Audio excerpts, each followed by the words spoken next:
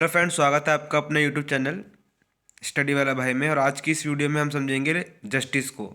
और जब हम जस्टिस को समझेंगे तो हम ये भी समझेंगे कि जॉन रॉल्स की थ्योरी ऑफ जस्टिस क्या है। उसके साथ साथ हम ये भी जानेंगे जस्टिस की एक सिंपल डेफिनेशन क्या है, क्या हम जस्टिस से हम क्या समझते हैं। तो जब भी हम जस्टिस की बात करते हैं तो यहाँ पे जस्टिस जो है वो हमें दो तरीके से हम समझ सकते हैं। एक होता है सोशल जस्टिस, एक होता है market based conception of justice. ठीक है। तो सोशल जस्टिस मतलब इसमें हम सोशल जस्टिस की बात करते हैं, सामाजिक न्याय की बात करते हैं, जिसके अंदर हमारे अधिकारों की बात आती है। और market based conception of justice के अंदर है कि जो राइट्स जो जस्टिस हमें मार्केट के कंसेप्शन के द्वारा मिल सकता है, मार्केट बेस्ड जो है। तो ये है हमारे दो जस्टिस। जस्टिस के अंदर हम बात करें तो जब हम बात करते हैं कि how to distribute liberties equalities, तो ये हमारा एक होती है डिस्ट्रीब्यूटिव जस्टिस। ठीक है। हम बात करते हैं कि जो हम जस्टिस का मतलब क्या है कि हम एक तरह से डिस्ट्रीब्यूशन कर रहे हैं रिसोर्सेज का। ठीक है। इक्वली रिसोर्सेज का डिस्ट्रीब्यूशन कर रहे हैं, जस्टिस के साथ इसका हम डिस्ट्रीब्यूशन कर रहे हैं। तो रिसोर्सेज है कौन कौन से? तो रिसोर्सेज हमारे पास होते हैं, एक तो मटेरियल रिसोर्सेज, एक होते हैं non material resources. Material resources की बात करें तो मटेरियल रिसोर्सेज वो है जो हम छू सकते हैं, जो हम देख सकते हैं, जो हमें चाहिए। ठीक है। जो है गुड्स, फूड, वाटर, शेल्टर। और नॉन मटेरियल रिसोर्सेज में कौन कौन से हैं? ये मेटाफिजिकल है, जैसे कि लिबर्टीज, इक्वालिटी, डिग्निटी। तो ये डिफिकल्ट टू डिस्ट्रीब्यूट भी है। ठीक है, क्योंकि इनको डिस्ट्रीब्यूट करना थोड़ा मुश्किल है। ठीक है। All political theories and philosophies principle need justificatory framework and public reasoning and provide a critique for existing theories and principles.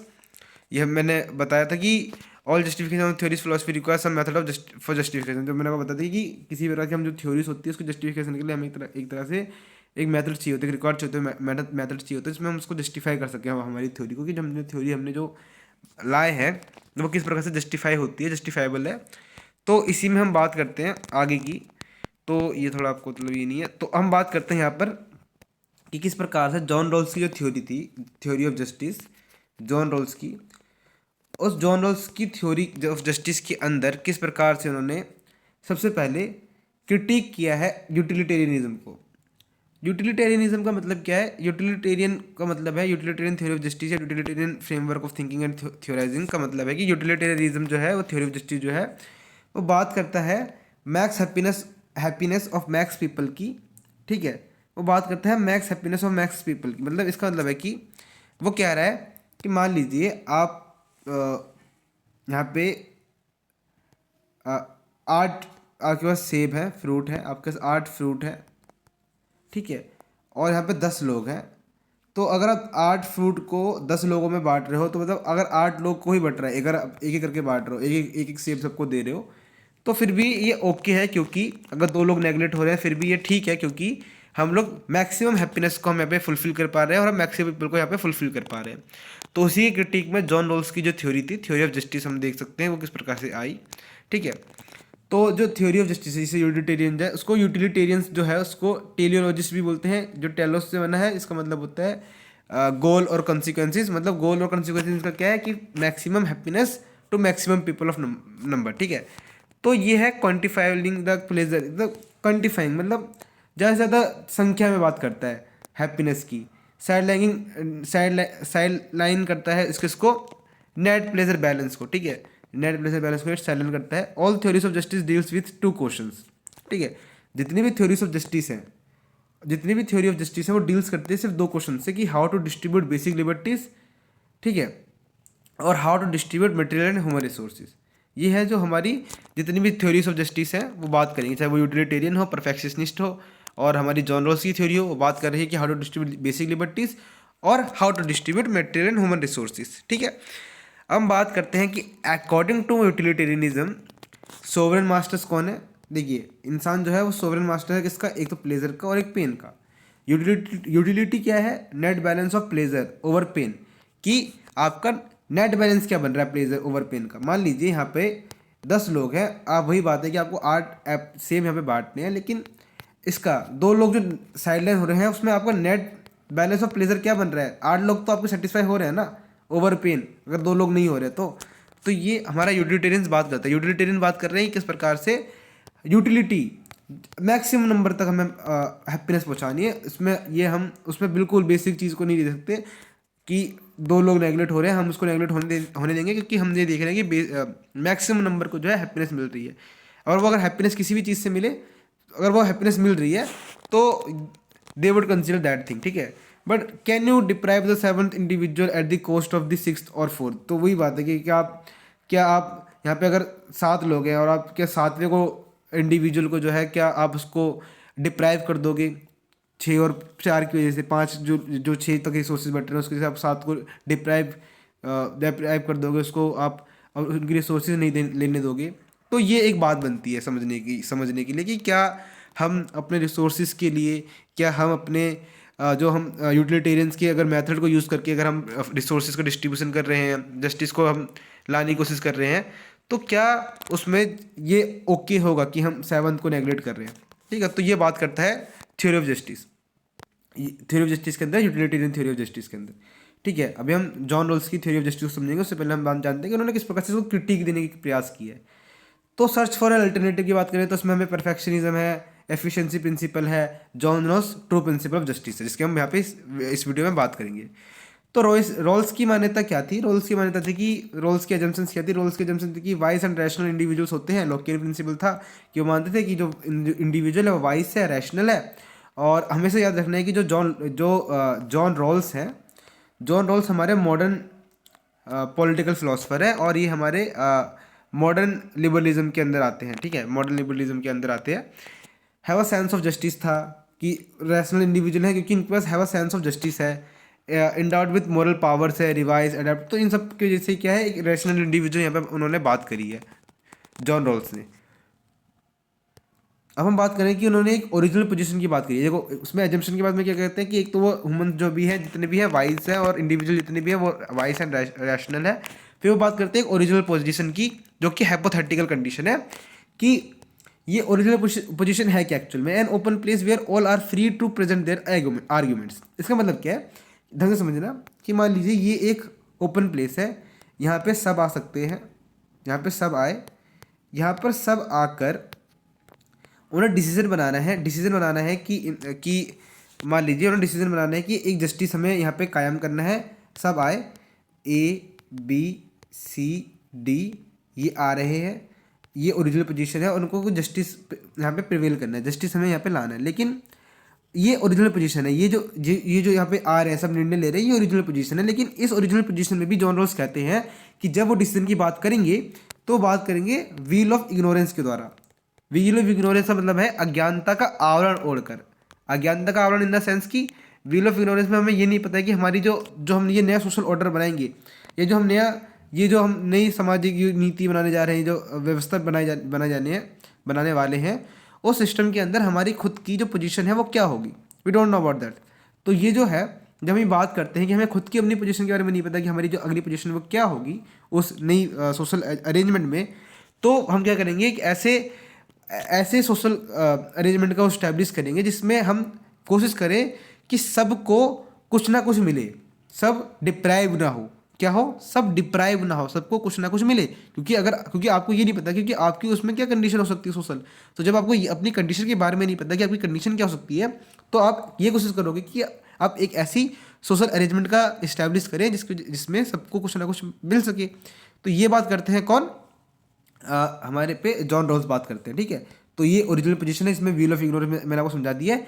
फिर जब ये लोग व्हील ऑफ इग्नोरेंस के द्वारा आएंगे और जब ये देखते हैं कि चलो अब कोई जस्टिस हमें प्रिवेल करने के लिए हमें ये थ्योरी चाहिए, तो चाहे उस सेंस में अगर यूटिलिटेरियन थ्योरी बेस्ट फिट होती है तो जॉन रॉल्स कहते हैं कि आप उसको अडॉप्ट कर सकते हैं, या फिर परफेक्शनिस्ट थ्योरी अगर हमारे उस टाइम पे अगर बेस्ट फिट होती है तो आप उसको ले सकते हैं, या फिर जॉन रॉल्स कहते हैं यदि या फिर मेरी two principle of theory of justice है, अगर वो भी अगर उसमें फिट बैठती है तो हम उसको भी अडॉप्ट कर सकते हैं। तो ये हमें बात करते हैं, ठीक है।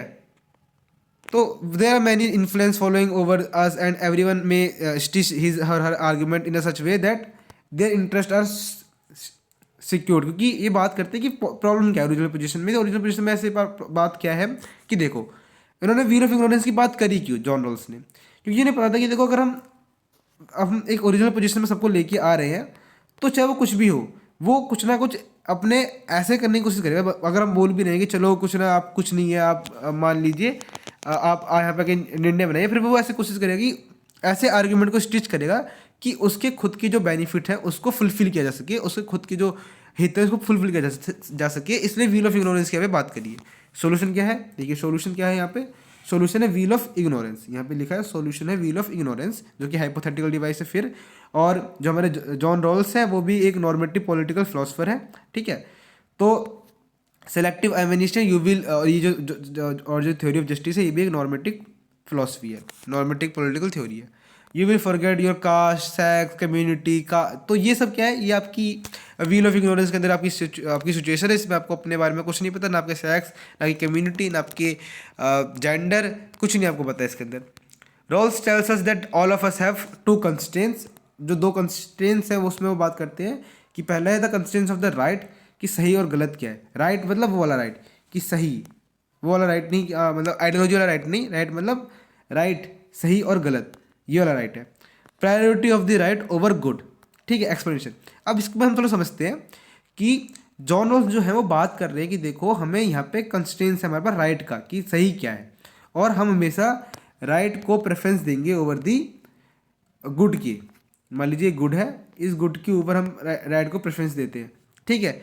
और जो ये है हमारे यूटिलिटेरियंस है, जो हमारे यूटिलिटेरियंस है वो क्या करते हैं, वो इसको उल्टा करते हैं।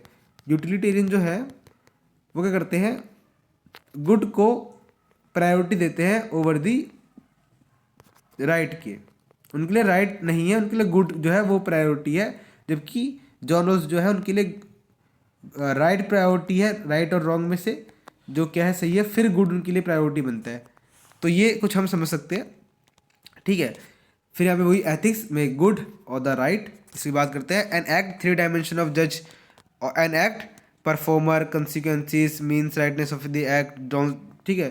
तो जो कंसिक्वेंसेस ऑफ द एक्ट है इसकी बात करते हैं यूटिलिटेरियंस की, कॉन्सिक्वेंसेस क्या होंगे अगर हम ये पॉलिसी लेके आ रहे हैं, अगर हम ये नीति लेके आ रहे हैं, तो उसके कॉन्सिक्वेंसेस क्या होने वाले हैं। तो ये लोग हमेशा कॉन्सिक्वेंसेस पे बात करते हैं, इसलिए इनको टेलोलॉजिस्ट या कैलियोलॉजिस्ट भी बोलते हैं, या फिर हम जो बात कर रहे हैं उन्हें, इनको यूटिलिटेरियनिज्म कहा जाता है, ठीक है। तो हम आगे बात करें तो हम जा सकते हैं कि means, rightness of the act जो है वो बात करता है रॉल्स की जो थ्योरी ऑफ जस्टिस है।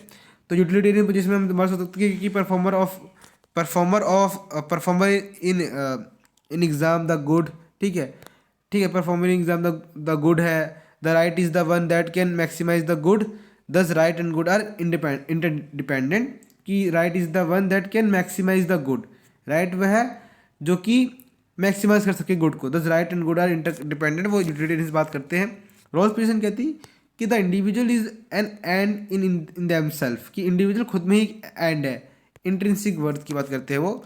दे can't be used as instruments, तो वो इंडिविजुअल को बोलते हैं कि वो इंस्ट्रूमेंट के रूप में यूज़ नहीं किए जा सकते हैं।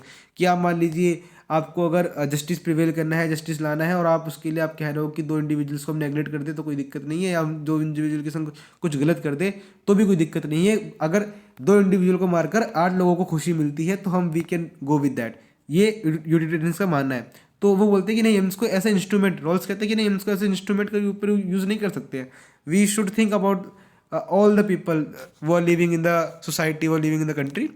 तो ये बात करते हैं जॉन रॉल्स। तो they can't be used as instruments, तो डियोंटोलॉजिकल है, क्योंकि ये एक तो यूटिलिटेरियन है, जिसको ऑन्टोलॉजिकल भी बोल सकते हैं। यूटिलिटेरियनिज्म का उल्टा जो मतलब उसके अपोजिट में है डियोंटोलॉजिकल, जो कि राइट को प्रेफरेंस देता है ओवर द गुड के, ठीक है।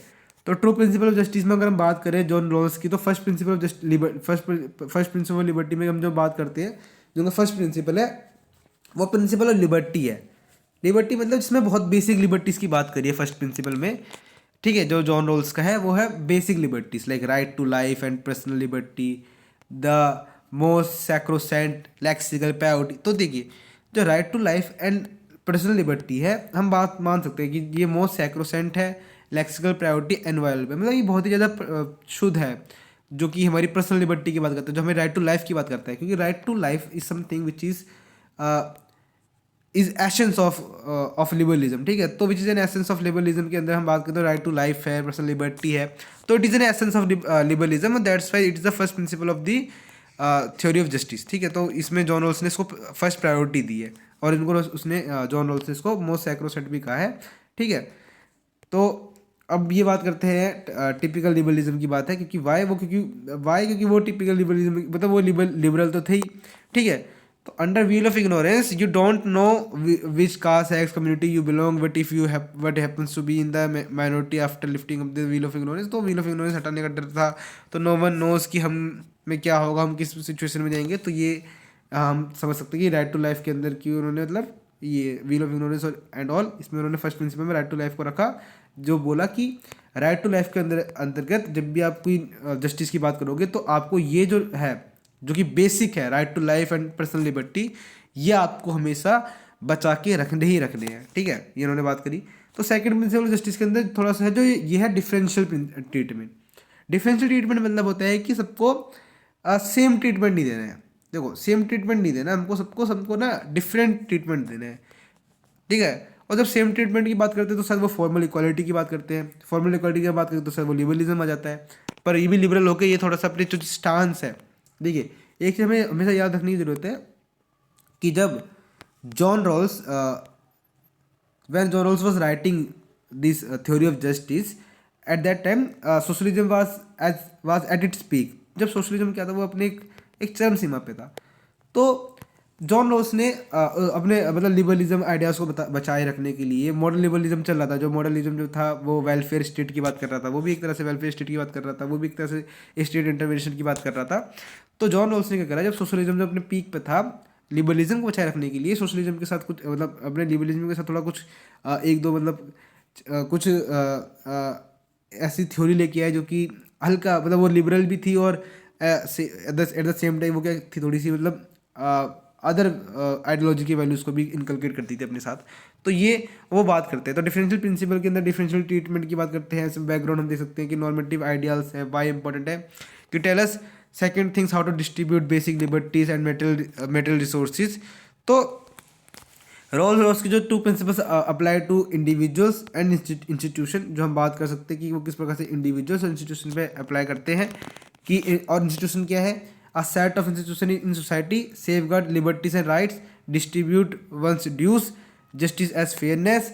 तो ये जो है वो हमारे इंस्टीट्यूशन है। इंस्टीट्यूशन क्या है, हमारा जो हमारी लिबर्टीज़ को बचाए रखता है, जो हमारे राइट्स को बचाता है, जो हमारे एक ड्यूज़ को डिस्ट्रीब्यूट करता है।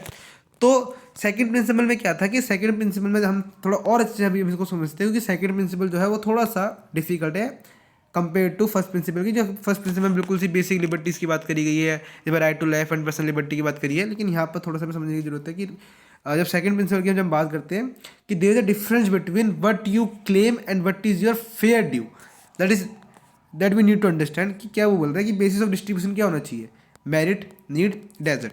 ठीक है, जो लिबरल है वो मेरिट बेस्ड डिस्ट्रीब्यूशन की बात करते हैं। मेरिट बेस्ड डिस्ट्रीब्यूशन का मतलब है कि देखो ये एक रेस है, ये एक रेस में हमारे पास 4 इंडिविजुअल्स हैं, ए बी सी और डी। ए ने रेस लगाई, बी ने रेस लगाई, सी ने रेस लगाई और डी ने रेस लगाई और ये फिनिश लाइन थी। ठीक है, तो डी ने रेस तो जीत ली, बी जो था थोड़ा सा इधर रह गया, सी जो था वो इधर रह गया और ए जो था वो बहुत ही पीछे रह गया। तो लिबरल्स बोलेंगे कि okay it was their ability और इट वाज ऑल। तो इस वजह से हमें रिजल्ट देखने को मिल सकते हैं। तो अब इसके हिसाब से हमें क्या करना है, मेरिट बेस्ड डिस्ट्रीब्यूशन करना है रिसोर्सेज का, कि चलो देखो ये आया तो अब इनको दे दो जो इनका जो ड्यू है। बट जो जॉन रॉल्स की थ्योरी है वो उसने फोकस किया कि ये जो चीज़ है, जो ये इनइक्वालिटी है, इनइक्वालिटी ऑफ आउटकम्स हम कुछ कह सकते हैं। ठीक है, ये क्यों है, ये इनइक्वालिटी ऑफ आउटकम्स कैसे है, इन इनइक्वालिटी ऑफ आउटकम्स को दूर करना है। इन इनइक्वालिटी ऑफ आउटकम्स को जब दूर करेंगे तो हम एक फेयर रेस को कंडक्ट कर सकते हैं, और जब उस फेयर रेस को हम कंडक्ट करेंगे तब क्या हो सकता है, तब एक रेस एक फेयर हो सकती है। और तब हम बात कर सकते हैं जब अगर ऐसा कुछ होता है कि रिजल्ट में अनफेयर आता है, रिजल्ट में मतलब एक समानता नहीं आती है, तब वो चीज़ जो है उस पर हम काम कर सकते हैं। लेकिन अभी जब हम देख रहे हैं कि किस प्रकार से अगर डी आगे निकल रहा है और ये सब मतलब हम सिर्फ मेरिट को ध्यान में रखते हुए अगर हम डिस्ट्रीब्यूशन कर रहे हैं, तो एक्चुअल में वो डिस्ट्रीब्यूशन जस्टिस के साथ नहीं किया जा रहा है। जॉन रॉल्स का मानना ये था। ठीक है, तो हम जानते हैं कि डेजर्ट बेस्ड डिस्ट्रीब्यूशन वो इज़ मोरली डिजर्विंग, ठीक है, शुड बी कट। तो वही कि वो इज़ मोरली डिजर्विंग, ये हमारी बात करता है desert based distribution of resources की, इसके अंदर हमें बात करते हैं कि चलो मान लीजिए ए और बी है, ठीक है। ए जो है, बी जो है वो फिट है और ए जो है वो एक टांग से मतलब उसकी कट रखी है, तो क्या हम अदर बी की भी टांग को कट कर देंगे in the name of equality, कि हमें तो भैया देखो इक्वालिटी के चक्कर में हम क्या करेंगे, देखो बी की जो टांग है उसको भी हम काट देंगे, तो हम ये नहीं कर सकते ना कि मॉरली नॉट परमिसेबल है, ठीक है।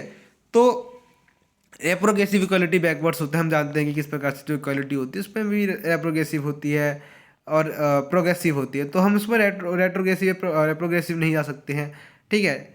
तो हम हमेशा जो बात करेंगे वो आगे की बात करेंगे कि जो कि हम इसमें टांग काटने की बात नहीं करेंगे, हम ऐसा करेंगे कि हम उसकी एक अलग रेस करवाएं, ठीक है, या फिर हम ऐसा करेंगे कि उसको सुविधाएं दें जिसकी वजह से वो भी उस रेस में एक किस प्रकार से आए, क्या कह सकते हैं, न्याय के साथ आए। मान लीजिए जो मेरिट बेस्ड है, जो लिबरलिज्म का जो merit based distribution of resources है, वो कहते हैं कि देखो क्या है, ये रेस है, इस रेस में हम 4 लोग आ रहे हैं, अगर इसमें एक का एक ही पैर है, एक पैर नहीं है और वो भी रेस करता है और वो इधर आता है, तो इसमें हमारी कोई गलती नहीं है, हम तो उसको रेस के लिए हमने उसको फेयर चांस दिया है। अब जो ये रिसोर्सेज में जो ये आउटकम्स में आ रहा है ये हमारी गलती नहीं है, ये हम इसको कंसिडर करेंगे कि ये जो भी है ठीक है, ये मतलब उनकी एबिलिटी के हिसाब से उनको मिला था, तो इसको वो जस्टिफाइबल मानते हैं लिबरल्स। जबकि जॉन रॉल्स की जो थ्योरी ऑफ जस्टिस वो इसको थोड़ा जस्टिफाइबल नहीं मानेगी और बोलेगी कि अगर ऐसा हुआ है, उसकी एक टांग नहीं है तो उसको संग अनफेयर हुआ है और हमें इसको मतलब उसको ऐसा ट्रीट नहीं करना चाहिए, उसके संग उसके लिए कुछ स्पेशल इसका ट्रीटमेंट करना चाहिए एंड उसको भी मतलब फिर उस रेस में पार्टिसिपेट करवाना चाहिए। तो ये बात करते हैं हमारे जॉन रॉल्स, ठीक है। तो प्रोग्रेसिव इक्वालिटी, इसी प्रोग्रेसिव इक्वालिटी के हम देख सकते हैं किस प्रकार से एफर्मेटिव एक्शंस आते हैं, कि एफर्मेटिव एक्शन मतलब किस प्रकार से सकारात्मक कार्यवाही किस प्रकार से है, कि हम बात करते हैं कि देखो रेस में अगर हम बात कर रहे हैं, रेस में हम ला रहे हैं 4 लोगों को और एक का जो सोशल बैकग्राउंड था वो बहुत ही पीछे था, और वो सोशल बैकग्राउंड जो उसका जब बहुत ही पीछे था और जब वो उस रेस के अंदर आ रहा है, उस रेस में जा रहा है, तो हम कैसे उसको ये एक्सपेक्ट कर सकते हैं कि जो रेस के जो रिजल्ट्स होंगे वो ठीक होंगे, अच्छे होंगे, क्योंकि एक तो बहुत पीछे मतलब डिप्राइव्ड क्लास से आ रहा है और वो बहुत मुश्किल से उठ पाया, और जबकि एक है कि मतलब बहुत अच्छी क्लास से आ रहा है, बहुत अच्छे से पढ़ा लिखा है। तो ये कि हम ये थोड़ा जान सकते हैं कि उन्होंने किस प्रकार से मेरिट बेस को ना ध्यान में रखते हुए डेजर्ट बेस को थोड़ा सा ध्यान में रखा है, ठीक है। तो डेजर्ट बेस मतलब उन्होंने थोड़ा सा मेरिट बेस को ध्यान में नहीं रखते हुए उन्होंने किसको ध्यान में रखा है, डेजर्ट बेस को ध्यान में रखा है, ठीक है। तो नीड बेस तो हमें मतलब इसको करने की जरूरत है नहीं। तो देखो अब ना हमें पता है, देखो हमें हम अब इस समझिए दोबारा कि हमें एक रेस तो करवानी है, उसमें बहुत सारे इंडिविजुअल्स भी आने वाले हैं, बहुत सारे लोग जो है पार्टिसिपेट करने वाले हैं, और हमें पता है कि हमें एक रेस को जो है वो फेयर करवाना है। लेकिन हम ये कैसे नापें कि हमें ए के साथ इतने रिसोर्सेज हमें उससे प्रोवाइड करने हैं, हमें उसके संग इतने अच्छे से पेश आना है, हमें उसको कुछ इतने सारे रिसोर्सेज को उसको प्रोवाइड करने हैं कि उसमें वो इस रेस में वो फेयर पार्टिसिपेट कर सके। या हम ये कैसे मापे कि हमें बी के संग इतना फेयर करना है, हमें उसको बी को इतना सब कुछ देना है, या सी को हमें इतना करना है, डी के संग हमें इतना करना है, हम ये कैसे समझे, हमें कैसे माने, हम इसको मतलब इसका एक पैमाना क्या हो सकता है, हम इसको मतलब डिस्ट्रीब्यूशन करने का रिसोर्सेज को, क्योंकि हमें तो पता ही नहीं कि किसको हमें कितना देना है, ठीक है। तो इसके लिए वो कहते हैं कि जॉन रॉल्स कहते हैं कि इसके लिए ना हमारे पास 3 फैक्टर्स हैं जिसके माध्यम से हम लोग क्या कर सकते हैं, रिसोर्सेज का डिस्ट्रीब्यूशन कर सकते हैं।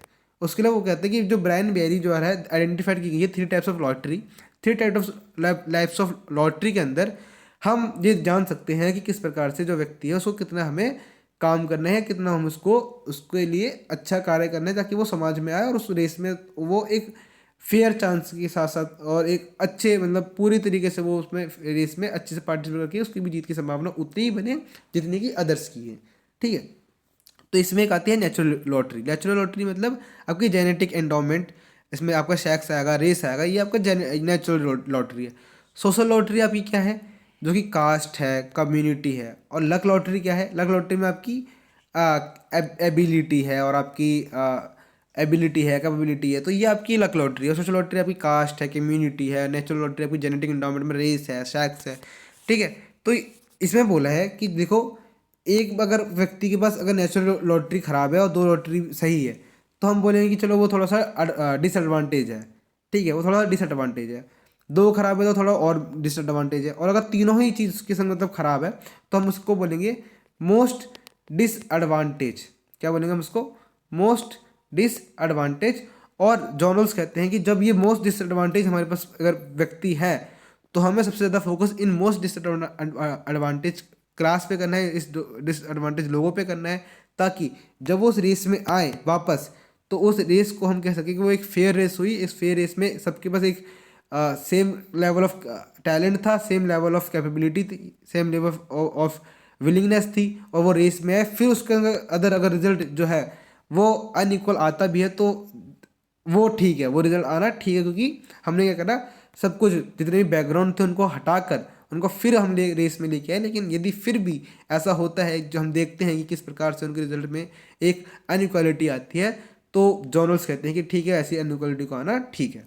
ठीक है, हम बात करें आगे, तो वही हमने जो बात करी कि किस प्रकार से जो का फर्स्ट प्रिंसिपल था सिस्टम ऑफ, हाँ बात करते हैं थोड़ा सा और, कि इक्वल अपॉर्चुनिटी की इंटरप्रिटेशन में हम बात कर सकते हैं कि जो फर्स्ट था सिस्टम ऑफ नेचुरल लिबर्टी, कि जो मैंने आपको बताया नेचुरल लॉटरी में कैसे कि क्या है कि हम नेचुरल लॉटरी में सेक्स जो जेनेटिक इंडाउमेंट है वो नहीं मिलते हैं अच्छे, और इसकी वजह से उसको जो है नेचुरल लॉटरी हम कह सकते हैं कि वो उसको अच्छी नहीं मिली, तो वो उससे थोड़ा डिसएडवांटेज हो गया है। तो हम बोलते हैं कि उसमें क्या आता है सिस्टम ऑफ नेचुरल लिबर्टी, कि all must get equal legal right of access to advantage social position.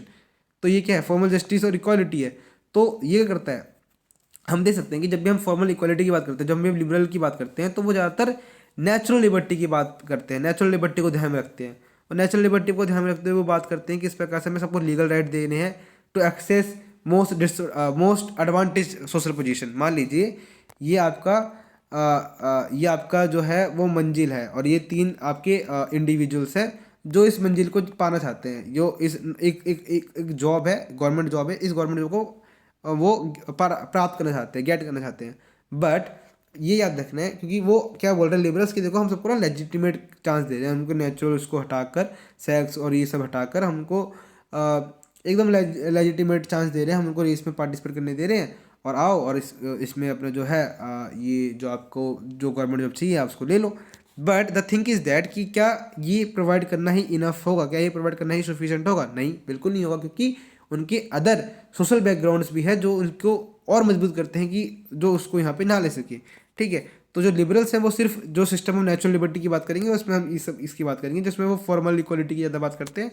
ठीक है, तो formally given equal rights and but not address the backwardness, तो ठीक है, तो वो बात करते हैं। तो Rawls will not approve that, तो रोल्स ने सोशल लॉटरी को भी ध्यान रखते हुए बोला कि social effect should be done away with social lottery the like caste power privilege some social groups और इकोनॉमिक। तो मैंने जो आपको बताया कि किस प्रकार से मतलब सोशल बैकग्राउंड को भी ध्यान में रखना है।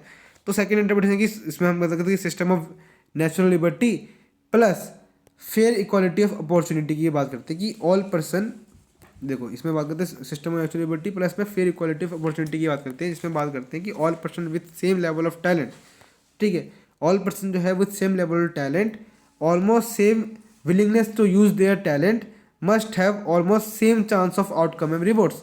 तो जो जॉन रॉल्स है वो इस पर फोकस कर रहे हैं कि मान लीजिए रेस हो रही है, इस रेस के अंदर सब लोग सेम विलिंगनेस के साथ, सेम लेवल ऑफ टैलेंट के साथ ऐसे पार्टिसिपेट करते हैं कि जिसके जो चांसेस हैं रिवॉर्ड के वो भी सेम हो, तब एक रेस करवाना या फिर तब एक रेस कंडक्ट करना वुड बी फेयर एंड इसको ही क्या कहा गया है, जॉन रॉल्स ने इसको मतलब समझाया है और बताया है।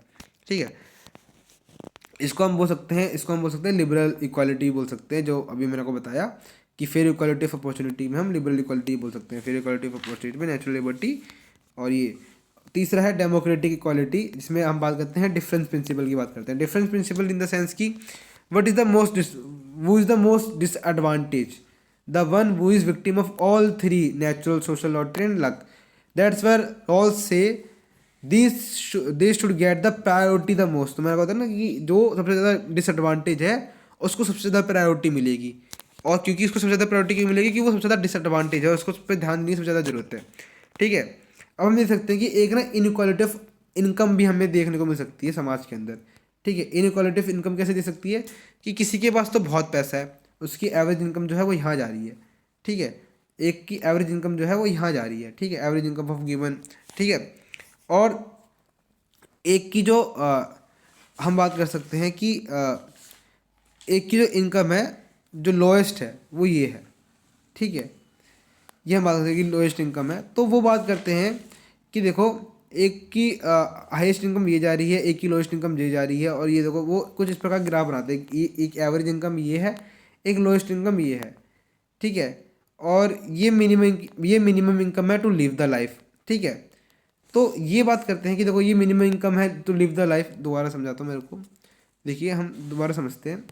ये बात कर रहे हैं एक ग्राफ के माध्यम से, मैं समझाने की कोशिश करता हूँ आपको कि ये एक एवरेज इनकम है, ठीक है, ये एक एवरेज इनकम है, ये एक मिनिमम इनकम है, ठीक है।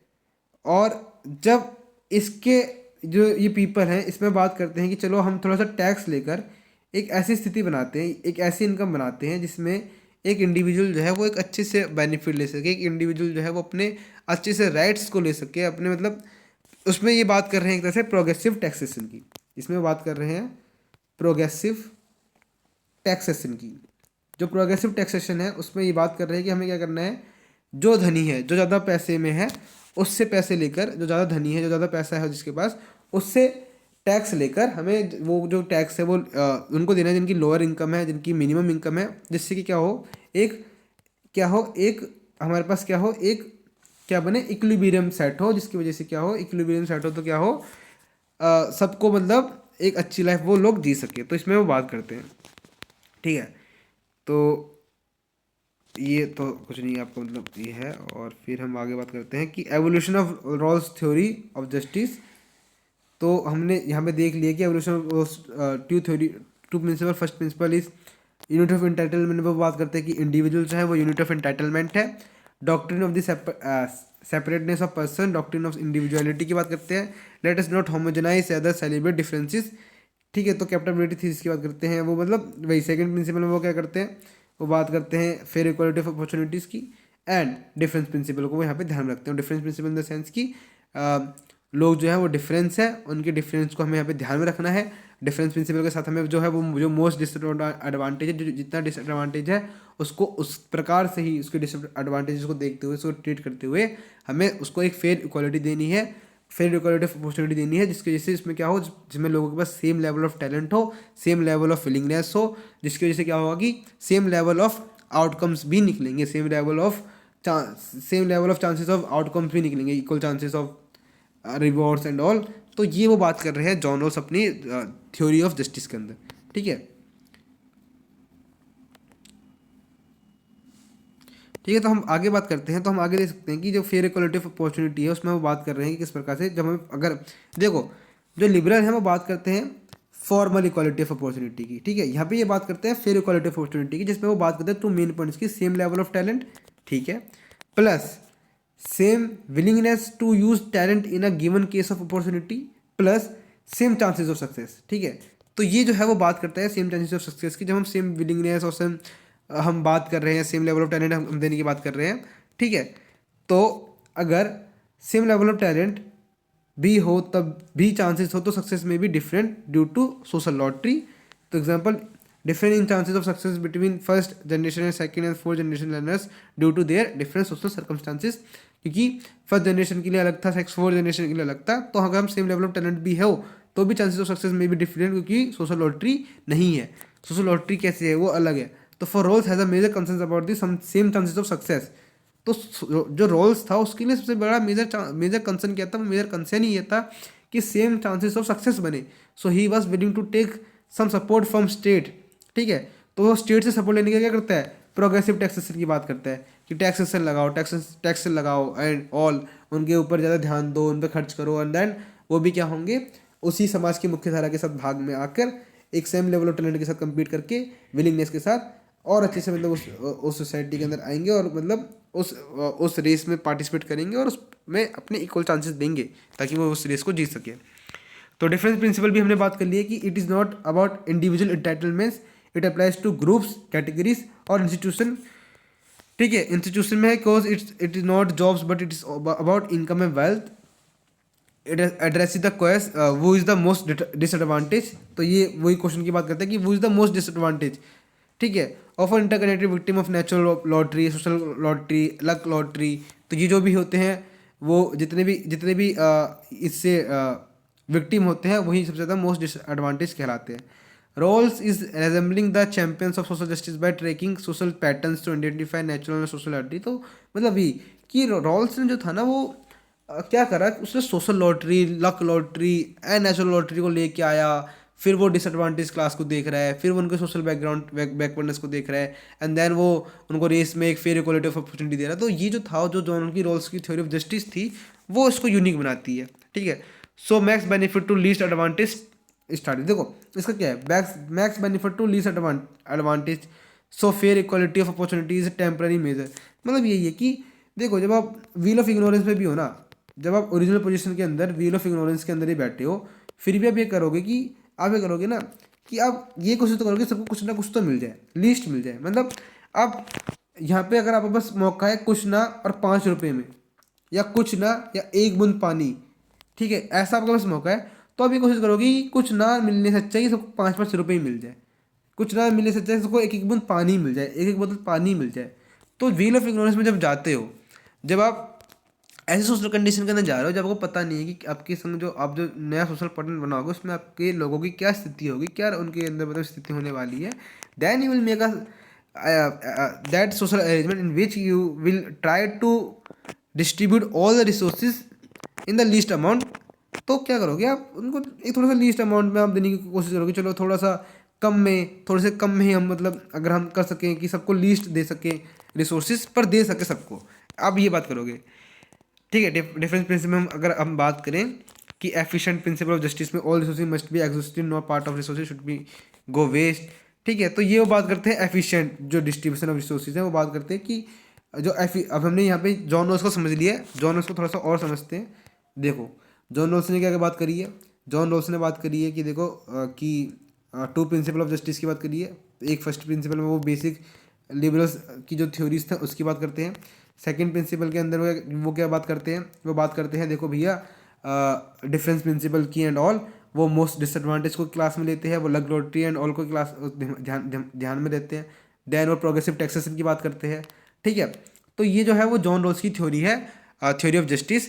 यहाँ पर हम बात करें कि एफिशिएंट डिस्ट्रीब्यूशन ऑफ रिसोर्सेज में वो क्या है, तो एफिशिएंट डिस्ट्रीब्यूशन ऑफ रिसोर्सेज है जो all resources must be exhausted, no part of resources should be go, no part of resources should go waste. तो ये बात करते हैं एफिशिएंट डिस्ट्रीब्यूशन रिसोर्सेज की, इन द सेंस कि आपके पास मान लो 100 रुपये हैं, तो 60 यहाँ पे, 40 यहाँ पे, 40 यहाँ पे, 60 यहाँ पे, 70 यहाँ पे, 30 यहाँ पे, 75, 20, 99, 1, 1, 0, 0। तो but will Rawls approve it, तो वो क्या रोल्स अपलोड इसको, मतलब ये तो एफिशिएंट है, पर क्या रोल्स इसको अप्रूव करेगा? बिल्कुल नहीं करेगा, रोल्स को अप्रूव नहीं करेगा, क्योंकि रोल्स को क्या है कि रोल्स कभी भी ऐसे डिस्ट्रीब्यूशन ऑफ रिसोर्सेज की बात करेगा ही नहीं, क्योंकि उसको पता है रोल्स को कि नहीं, it is not a right way to distribute resources, because अगर हम एक को 100 दे रहे हैं या एक को 99 दे रहे हैं और एक को 1 दे रहे हैं, तो it would not okay according to Rawls, because हम उसके सोशल बैकवर्डनेस को और बढ़ा रहे हैं, हम उसके बैकवर्डनेस को और कम नहीं और बढ़ा रहे हैं, उसको कम नहीं कर रहे हैं एक्चुअली। तो cause you can't deprive anyone like the be in the last case of the, क्योंकि हम किसी को डिप्राइव नहीं कर सकते हैं, वो जॉन रॉल्स की थ्योरी बताती है, हमको समझाती है, ठीक है। Efficient distribution is also called Pareto optimal distribution, इसको हम हमेशा याद रख सकते हैं कि एफिशिएंट डिस्ट्रीब्यूशन जो है also called as Pareto optimal distribution भी इसे कहा जाता है। In Pareto optimality one's gain is another loss, ठीक है। तो इन पेरेटो ऑप्टिमलिटी क्या है कि मान लीजिए अगर एक को 60 मिले, एक को 40, तो एक को 70 मिल रहा है तो एक को 30, तो मतलब जब किसी एक का किसी एक में अगर इंक्रीज हो रहा है, एक में गेन होता है, एक में हम यहाँ पे दे सकते हैं एक लॉस होता है, तो इसी को बोलते हैं पेरेटोस ऑप्टिमैलिटी, ठीक है। तो ये रोल्स विल कहते हैं कि Rawls will not support Pareto's optimality cause under wheel of ignorance anyone, ठीक है, एनीवन कैन गेट 0, ठीक है। क्योंकि आप मान लीजिए आप यहाँ पे बात कर रहे हो पेरेटोस की, पेरेटोस ऑप्टिमैलिटी की आप बात कर रहे हो, ऑप्टिमैलिटी की यहाँ पे बात कर रहे हो, और आप बोल रहे हो कि भाई देखो एक को तो 99 मिल सकता है और एक को 1 भी मिल सकता है, और एक को 100 भी मिल सकता है और एक को 0 ही मिल सकता है, ठीक है। अब ये बात कर रहे हो और आप बोलते हो कि भैया हम एफिशिएंट डिस्ट्रीब्यूशन रिसोर्सेज की बात कर रहे हैं, एक को ये भी मिल सकता है, एक को ये भी मिल सकता है, ए भी मिल सकता है, बी भी मिल सकता है, और आप व्हील ऑफ इग्नोरेंस के अंदर बैठकर और आप ओरिजिनल पोजीशन में अंदर व्हील ऑफ इग्नोरेंस के माध्यम से आप अपना क्या कर रहे हो, एक ऐसी अरेंजमेंट बना रहे हो, एक ऐसी सोशल स्ट्रक्चर की बात कर रहे हो जिसमें आपको ये नहीं पता कि आपकी वो सोशल अरेंजमेंट के अंदर क्या स्थिति होगी, आपकी सोशल अरेंजमेंट के अंदर क्या आपकी क्या पोजीशन होगी, देन अगर आपको नहीं पता तो आपको क्या पता कि आपको आप बी बन जाओ, आपकी पोजीशन बी हो और आपको जीरो रिसोर्सेज मिले। तो कभी भी जो जॉन रॉल्स की थ्योरी की बिल्कुल विपरीत है, इसलिए जॉन रॉल्स कभी भी पैरेटोस ऑप्टिमैलिटी का कभी भी सपोर्ट नहीं कर सकते। ठीक है, मान लीजिए टोटल रिसोर्सेज 10 है, वही बात है कि 100 है, फिर वही 60+30, तो ये मतलब यही मतलब अभी तक आपको समझाने की कोशिश करी है। ठीक है, तो यहाँ तक हमने समझ लिया है जॉन रॉल्स की थ्योरी को। दोबारा एक बार और समझते हैं। ये ओरिजिनल पोजीशन है। इस ओरिजिनल पोजीशन के अंदर जो लोग हैं वो व्हील ऑफ इग्नोरेंस के माध्यम से जा रहे हैं। व्हील ऑफ इग्नोरेंस के माध्यम से जो जाते हैं तो वो यहाँ पे निर्णय बनाते हैं, ताकि एक ऐसे सोशल अरेंजमेंट की बात करते हैं जिसमें उनको खुद को नहीं पता है कि उनकी स्थिति उस समाज में क्या होगी। एंड देन जब वो व्हील ऑफ इग्नोरेंस के अंदर बनाते हैं तो उसमें हम याद रखेंगे कि इसमें दो प्रिंसिपल जो हैं वो बात करते हैं। फर्स्ट प्रिंसिपल जो है वो बात करता है बेसिक, बिल्कुल बेसिक लिबरल थ्योरीज की, मतलब जो बात करता है basic right to life and liberty, इसकी बात करता है। जो का जॉन रॉल्स का जो फर्स्ट प्रिंसिपल है, जो सेकंड प्रिंसिपल है वो इंडिफरेंस प्रिंसिपल है।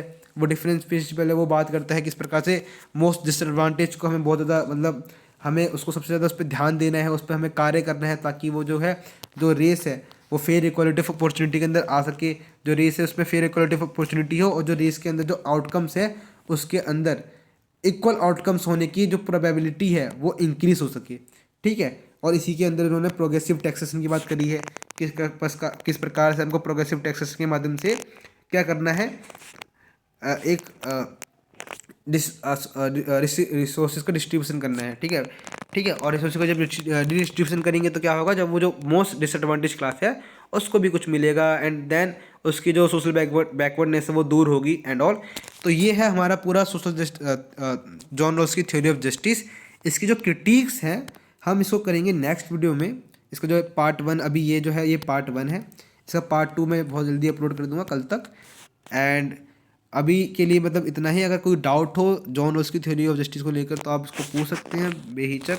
And that's all from today's video. Thank you for watching. Bye bye. जय हिंद।